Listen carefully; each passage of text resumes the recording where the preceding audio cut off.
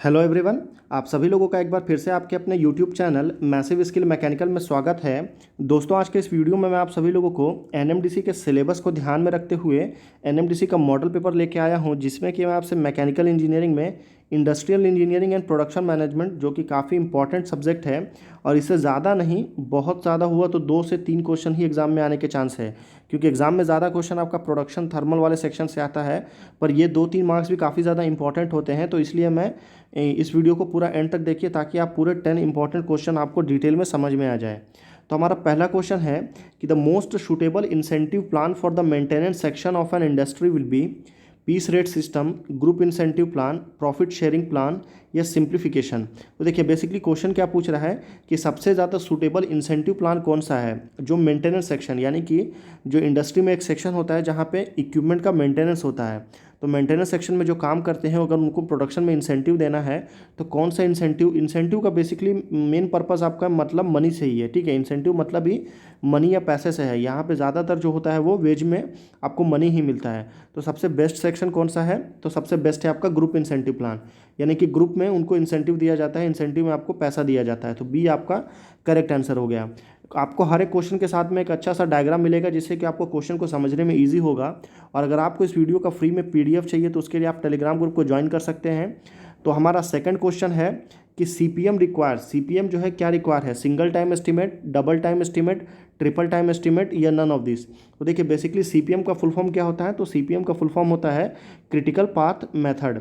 तो सीपीएम जो है वो आपका सिंगल टाइम एस्टीमेट है। और सीपीएम के साथ एक और क्वेश्चन आता है PERT, यानी कि PERT। तो PERT जो है वो बेसिकली आपका ट्रिपल टाइम एस्टीमेट है। तो PERT का फुल फॉर्म क्या है? तो वो है आपका प्रोग्राम इवोल्यूशन रिव्यू टेक्निक। तो इससे भी एग्जाम में क्वेश्चन आता है या तो फिर सीपीएम से आएगा। ये आपका देखिए क्रिटिकल पाथ मेथड किस तरह से डायग्राम बनता है, तो ये इसका लाइन डायग्राम है, कुछ इस तरह से क्रिटिकल पाथ मेथड का डायग्राम बनता है। क्वेश्चन नंबर 3 में चलते हैं। काफ़ी अच्छा क्वेश्चन है कि Halsey plan of wage incentive is not applied to all level of workers, is applied to all level of workers, ये does not guarantee minimum wage, या is based upon efficiency of a worker. तो देखिए, basically आपका जो हालसे plan है वो क्या है? तो हालसे प्लान एक ऐसा प्लान है जो प्लान आप इस प्लान के अकॉर्डिंग, अगर ये प्लान आपकी कंपनी में चल रहा है हालसे प्लान, इसका मतलब है कि आपकी कंपनी में जितने भी किसी भी लेवल पे जो वर्कर्स हैं वो सब के सब इस वेज इंसेंटिव प्लान में आ जाते हैं। तो बी आपका करेक्ट आंसर हो गया। यहाँ पे बात हो रही is based upon the efficiency of a worker. तो जो वेज इफिशियंसी के बेसिस पे जो इंसेंटिव दिया जाता है वो कौन सा है? तो उसको इफिशियंसी बोलते हैं। ठीक है, इमर्जन इफिशियंसी बोलते हैं। और यहाँ पे जो इफिशियंसी का रखा गया है वो कितना रखा गया है? तो इमर्जन इफिशियंसी में जो इफिशियंसी रखा गया है वो 67% इफिशियंसी है इंसेंटिव देने के लिए, 67% से ऊपर। तो इससे भी क्वेश्चन आपको एग्जाम में आता है। अगला क्वेश्चन है हमारा कि क्वेश्चन नंबर 4 है कि which of the following wage incentive plan is applied to all workers. तो देखिए, प्रीवियस क्वेश्चन में हम डिस्कस कर चुके हैं, तो ये है आपका हालसे प्लान। इसी क्वेश्चन को 2 तरीके से पूछता है, या तो सीधा सीधा डेफिनेशन बोलता है कि हालसे प्लान से रिलेटेड क्या है, तो ये आपका आंसर होगा wage incentive plan is applied to all workers, previous question. या तो सीधा सीधा ये ऑप्शन में ही दे देता है कि वेज इंसेंटिव प्लान जो कि हर वर्कर पे अप्लाई होता है वो कौन सा है, हालसे, गैंट, इमर्जन इफिशियंसी या रोवेन प्लान। तो आपको पता होना चाहिए।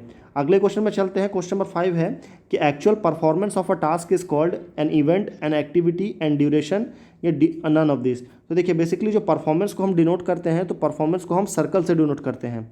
तो सर्कल जो है वो किसके लिए करता है? तो वो हमारा एक्टिविटी के लिए है। तो बी आपका करेक्ट आंसर हो गया। आपका इवेंट को देखिए, इसको कैसे करते हैं? तो ये सर्कल से डिनोट करते हैं। अगले क्वेश्चन में देखते हैं। क्वेश्चन नंबर 6 है कि the interchangeability can be achieve by. जो इंटरचेंजेबिलिटी होता है उसको हम कैसे अचीव कर सकते हैं? With the help of standardization, with the help of better process planning, with the help of bonus plan या with the help of better product planning. तो interchangeability can be achieved by easily with the help of standardization. तो ए आपका correct answer हो गया। Question number 7 में चलते हैं कि travel chart are use to. Travel chart जो है वो कहाँ पे यूज़ किया जाता है? ट्रैवल चार्ट वो चार्ट होता है जिसके थ्रू हम एनालाइज करते हैं मटेरियल हैंडलिंग को, एनालाइज करते हैं या डिटरमाइन करते हैं इन्वेंट्री कंट्रोल डिफिकल्टीज़ को, या plan material handling procedure and routes को। तो all of this is the correct answer. Basically travel chart का मतलब यहाँ पे आदमी के ट्रैवल से नहीं है, यहाँ पे मटेरियल को ट्रैवल। मटेरियल को क्या होता है कि जब मटेरियल आपका स्टोर में आता है, स्टोर से आपको उसको प्रोडक्शन यूनिट तक पहुँचाना होता है, फिर वहाँ से उसको उसकी रिमेनिंग इन्वेंट्री को रिटर्न लेके आना होता है, वहाँ से आपको जहाँ पे प्रोडक्शन करना है वहाँ पे लेके जाना। तो ये बेसिकली एक चार्ट बनाते हैं जिसमें मटेरियल को फ्लो को बताया जाता है। तो ये आपका डी आपका करेक्ट आंसर हो गया। क्वेश्चन नंबर 8 है कि the value engineering technique in which expert of the same rank assemble for product development is called Delphi, brainstorming, morphological analysis या डायरेक्ट एक्सपर्ट कंपैरिजन। तो देखिए ऐसा वैल्यू इंजीनियरिंग टेक्निक जिसमें कि सेम रैंक के लोग असेंबल होते हैं, यानी कि उसे बोलते हैं हम ब्रेनस्टॉर्मिंग। तो देखिए ब्रेनस्टॉर्मिंग में क्या है कि कोई एक सिंपल सा टॉपिक रख लेते हैं, जैसे मान लीजिए क्रिकेट है, ठीक है, क्रिकेट हमने टॉपिक में रख लिया। टॉपिक क्या है हमारा? क्रिकेट। अभी क्रिकेट के ऊपर में एक रैंक के 10 लोग आएंगे, 10 अलग अलग लोग आकर के अपने अपने विचार रखेंगे या अपने अपने थॉट्स रखेंगे कि क्रिकेट में क्या इंप्रूव किया जाना चाहिए, या क्रिकेट से जो बैटिंग होता है जिसको सट्टा बोलते हैं, अगर हमको क्रिकेट में से सट्टे को ख़त्म करना है तो उसके लिए हम क्या कर सकते हैं, ये आपका टॉपिक हो गया। उस टॉपिक पे सेम लोग अपने अपने अलग अलग सुझाव देते हैं, तो इसको हम ब्रेन स्टॉर्मिंग बोलते हैं, क्योंकि अलग अलग ब्रेन्स जो है वो लग रही हैं सेम स्टॉर्मिंग के ऊपर में, तो इसको हम ब्रेन स्टॉर्मिंग बोलते हैं। और इससे बेसिकली हम कंक्लूजन ये निकालते हैं कि फाइनल में जो सबसे अच्छा किसका रहता है या सबसे बेस्ट डिसीजन किसका होता है वो उसी टाइम पता चल जाता है। क्वेश्चन नंबर 9 में चलते हैं कि process layout is employed where low volume of production is required, where similar job are manufacture on similar machine, where machines are arrange on functional basis, ये ऑल ऑफ द अबव। तो देखिए basically process layout में क्या होता है, तो process layout वो layout होता है जहाँ पे आपका प्रोडक्शन लॉ जो वॉल्यूम होता है वो कम होता है, सेम टाइप का जॉब जो है मैन्युफैक्चरिंग करते हैं, और machines are arrange on functional basis. बिल्कुल सही, तो डी आपका करेक्ट आंसर हो गया। क्वेश्चन नंबर 10 है और लास्ट क्वेश्चन हमारे वीडियो का कि which one of the following technique is use to determine allowances in time study.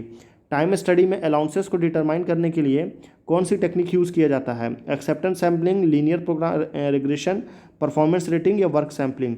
4 option है, राइट आंसर क्या होता है आप मुझे नीचे कमेंट करके ज़रूर बताइए। अगर आपको इस क्वेश्चन का राइट आंसर पता है तो वीडियो पसंद आया तो प्लीज़ इसे ज़रूर लाइक करिए, शेयर करिए, चैनल को ज़रूर सब्सक्राइब करिए ताकि आगे आने वाले इंपॉर्टेंट वीडियोस की नोटिफिकेशन आपको सबसे पहले मिले। नीचे आपके लिए पीडीएफ है ताकि अगर आपको बाद में पीडीएफ से